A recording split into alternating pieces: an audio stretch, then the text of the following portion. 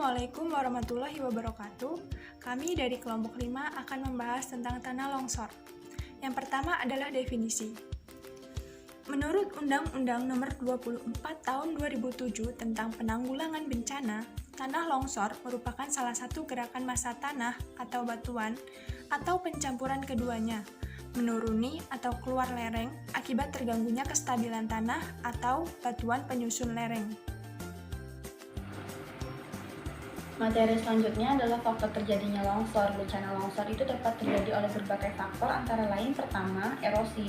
Erosi yang menggurus kaki-kaki lereng hingga bertambah curam disebabkan oleh aliran air hujan, sungai, badai, air bah atau gelombang laut dan sebagiannya.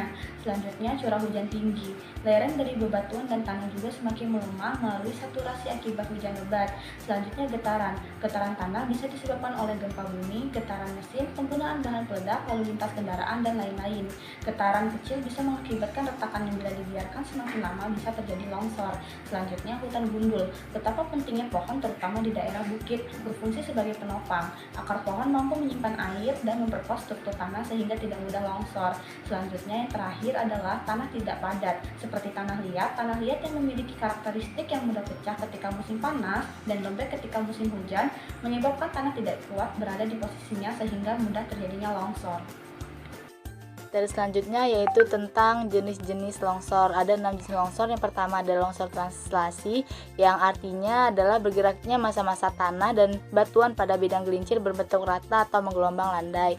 Yang kedua adalah longsor rotasi, yang artinya adalah bergeraknya massa tanah dan batuan pada bidang gelincir berbentuk cekung. Yang ketiga ada pergerakan blok. Pergerakan blok ini adalah perpindahan batuan yang bergerak pada bidang gelincir berbentuk rata. Yang keempat ada runtuhan batu. Runtuhan batu ini terjadi ketika sejumlah besar batuan atau material lain bergerak ke bawah dengan cara jatuh bebas.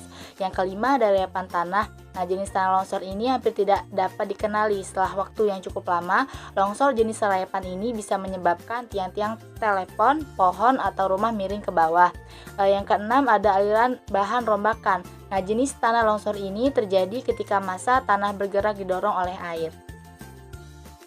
Baiklah, di sini saya akan menyampaikan materi tentang tanda-tanda terjadinya longsor.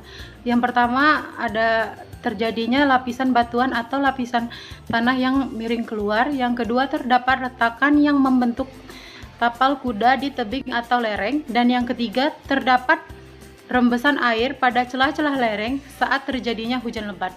Dan yang keempat terdapat pohon dengan batang yang sudah terlihat miring karena terjadi pergerakan tanah. Di sini saya akan mempresentasikan terkait upaya mitigasi bencana tanah longsor. Yang pertama, hindari membuat sawah di atas lereng. Membangun sawah atau kolam di atas lereng hanya akan semakin meningkatkan potensi terjadinya tanah longsor.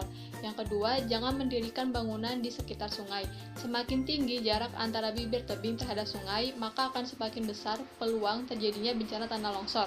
Yang ketiga yaitu pembuatan bangunan penahan supaya tidak terjadi pergerakan tanah penyebab tanah longsor.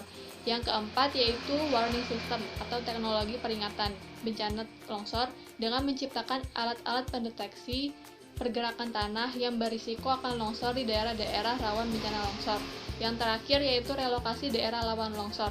Meskipun butuh dana besar, ini adalah upaya penting yang harus dilakukan pemerintah ketika ancaman bencana bisa merenggut nyawa dan kerugian yang besar.